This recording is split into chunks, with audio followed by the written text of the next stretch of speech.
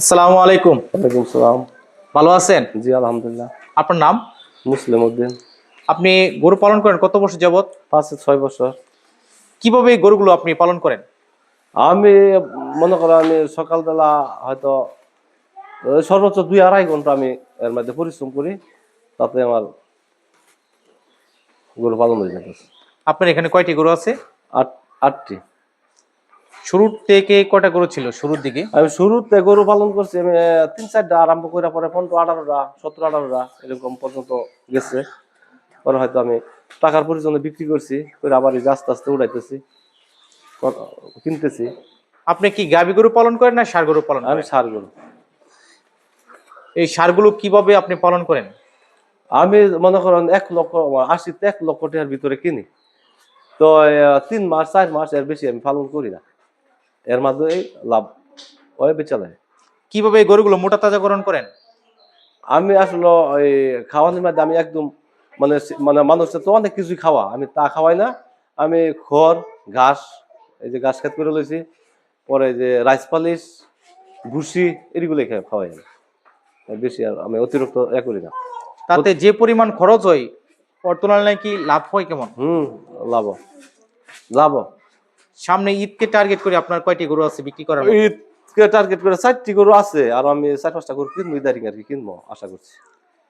ঈদের আগ মুহূর্তে কিনা ভালো না এর বেশি আগে কিনা ভালো? বেশি আগে কিনা ভালো। যেমন আরো 2 মাস আগে কিনলে, এখন যে গরুটা ধরুন 1,10,000 টাকা লাগতেছে, আর 2 মাস আগে কিনলে এই গরুটা হয়তো সর্বোচ্চ 90,000 টাকা লাগবে। তো 20,000 টাকা বেশি লাগতেছে এখন বর্তমান, 20,000 টাকা বেশি লাগতেছে। তারপরেও তো ব্যবসা হবে। তারপরেও আশা করা যায় ব্যবসা হবে।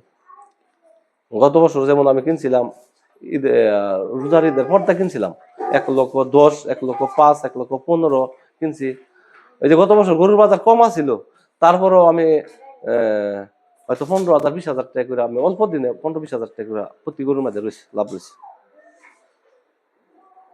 যারা নতুন আছে তারা কিভাবে গরু পালন করলে ভালো হবে?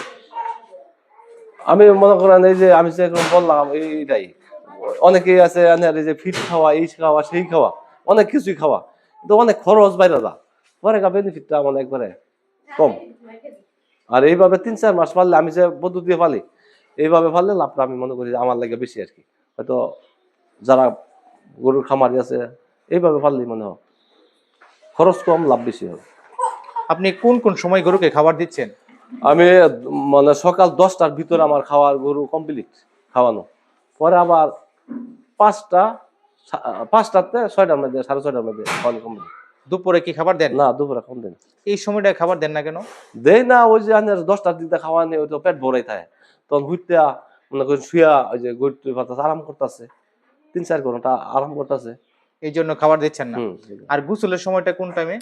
এই 10টা 11টার ভিতরে গুছ করে 11টার ভিতরে। এর পাশাপাশি কি করতেছেন? না, এর পাশাপাশি আর কিছু।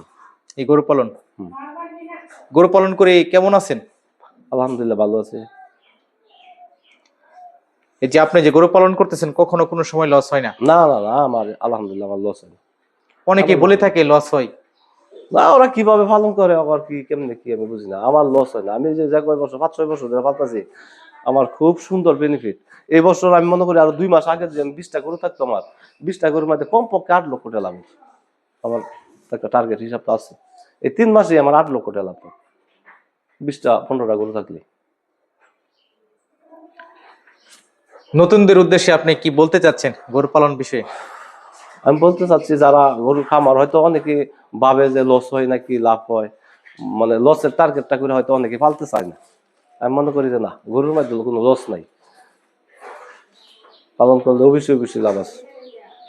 আপনাকে অসংখ্য ধন্যবাদ। আসসালামু আলাইকুম। ওয়ালাইকুম সালাম।